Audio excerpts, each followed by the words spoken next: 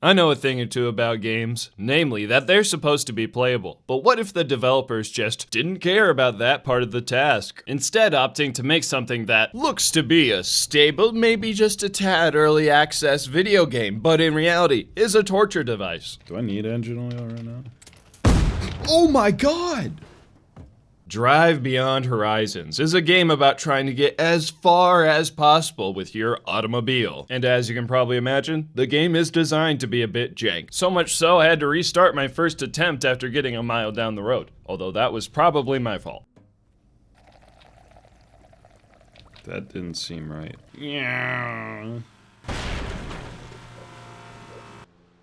Well, shit. The next time around, I did put some time into my preparation, securing some jerry cans in the old boot, along with a flashlight I blinded myself with earlier, then made a solid attempt at putting the car together, but in the end was missing a door, and the hood tried to kill me on the way out of the driveway. We're now in the thick of the game, driving through this serene desert. What will we find? What mysteries are we to uncover? This fire cannot be extinguished by my flowing urine. Oh yeah, forgot to mention, you can pee all over the place in this game. Neat, right? It was around this time when the explosion from earlier happened, and it took me 10 minutes to put my car back together. Well, 90% of the way back together. It's fine, I found a gas station and put my patriotism on, in more ways than one. Oh my god, there's an AK-47? They told me these weren't allowed inside. After doing some more driving, things got straight up unholy in this motel. Hurry, cover your eyes, kids. Yo. Yo. Yo. This is sinful. Like the good little saint I am, I quickly got out of there, but first, I replaced my wheel with a pirate's wheel, then ran back in and stole a backpack from one of the lockers. Satchels are illegal for sinners. This was completely unintentional, but I found a cemetery with some zombies in it, and I'm just now realizing while editing that phone booth says talk to God. I can't believe I missed my one opportunity. It definitely wasn't because I was distracted by the spray paint can I found inside. I'm not sure how it happened. Maybe the cemetery was near a hood. Somehow one of my wheels got stolen. Not to worry, after another paint job, I found a replacement wheel. Then everything went completely wrong. I found a big truck that I wanted to put back together and use, but couldn't find its last wheel. Thoroughly dejected by that waste of time, I kept moving forward and found another vehicle. I was sure this was an upgrade. There was a turbo lying on the ground that you could stick in there. But after ripping apart my previous car for spare parts, I discovered this one was stuck in first gear for whatever reason. You have not experienced the true extent of pain until you've listened to this sound for 10 minutes.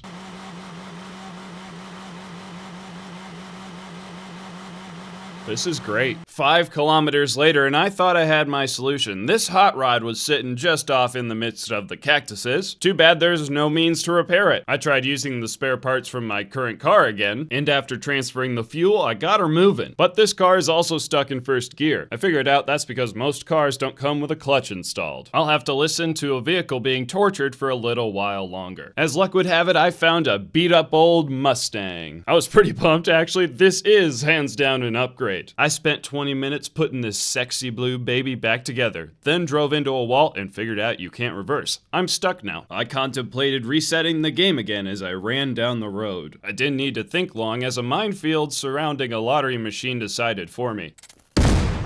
After the reset, I was shocked at how well the original car drives versus all the ones I decided over it. I found some guns in an RPG in the gas station and made sure to store them away safely like a good citizen. Then, I kid you not, I found a baby in a dumpster. And since I have no seatbelts, he has to go in the trunk too. Before heading out, I made sure to optimize my thirst level and my urine level. In the next area, I commandeered a hostage in the form of this mannequin and was off to greener pastures. By greener pastures, I mean I shot up some zombies, then fell once again to the minefield of greed. The game was telling me I'm not welcome as it used the force to drag my body through the mines. I took that as a challenge. I'm not done yet. This run was mostly okay. I found some night vision goggles that highlight items on the ground, which is neat, and committed another felony with this mannequin. He's coming whether he likes it or not, and where we're going, no one's coming back from. You see, I got distracted by this blinking light and forgot to drive. I proceeded like a normal person would in this situation, by dragging the mannequin along as I walked for 20 minutes straight. You and me, buddy, we're just gonna keep soldiering on. Eventually, I admitted defeat and put him in a comfortable place away from the sun. Certainly, this was a somewhat memorable experience. If you want to see more, let me know. Otherwise, thank you so much for watching, and I'll see you next time.